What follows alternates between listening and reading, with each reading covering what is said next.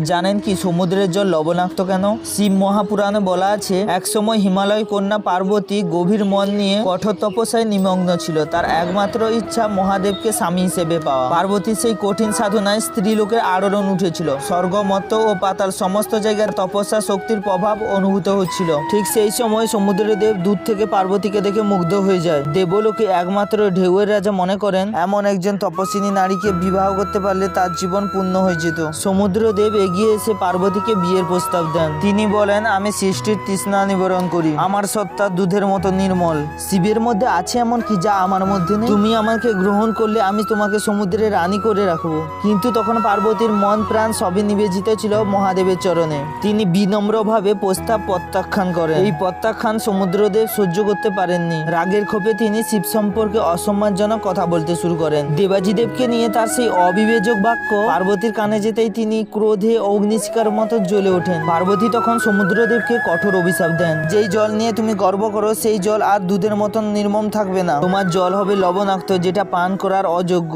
সেই অভিশাপের ফলে সমুদ্রের জল সারা জীবনের জন্য লবণাক্ত হয়ে যায়। আর তোমরা যদি মাতা পার্বতীর ভক্ত হয়ে থাকো তাহলে চ্যানেলটিকে সাবস্ক্রাইব করো আর কমেন্টে লিখো হর হর মহাদেব। Tata by.